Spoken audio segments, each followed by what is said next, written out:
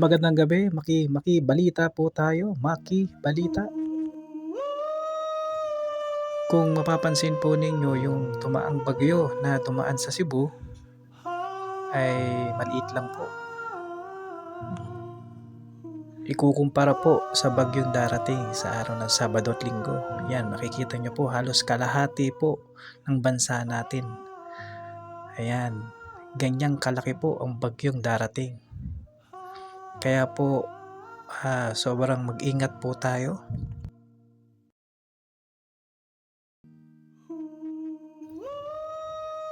Kung babalikan po natin ang bagyo na dumaan po sa Cebu, makikita niyo po, ayan, maliit lang po siya, di ba? Yan, ganyan lang po kaliit yan, pero marami po siyang napinsala. Marami rin pong kinuhang buhay.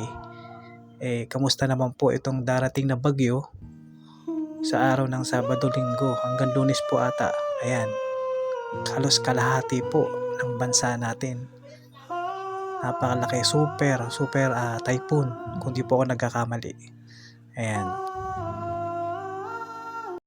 Mga kapatid, Cheryl Cosim po ng One Balita Pilipinas. Ngayon po ay araw ng Miyerkules, November 5. Just to give you an update, dito po sa bagyong papasok ng Philippine Area of Responsibility sa darating na Biyernes ng gabi o Sabado ng madaling araw. Ito ay si Tropical Depression Uwan. Sa ngayon, Tropical Depression pa lamang ito, pero pagpasok ng PAR, inaasahang ma-develop ito sa mas malakas na bagyo at umabot sa super typhoon strength.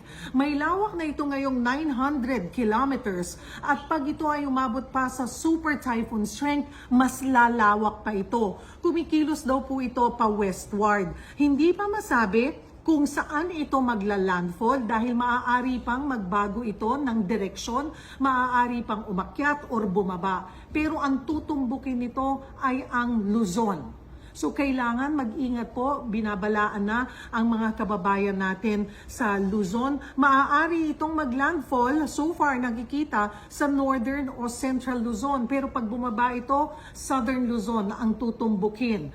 At mukhang buong Luzon and parts of Visayas, mga kapatid, ang talagang kailangang maghanda dahil nga po sa lawak nito ay siguradong mahahagip ang malaking bahagi po ng bansa.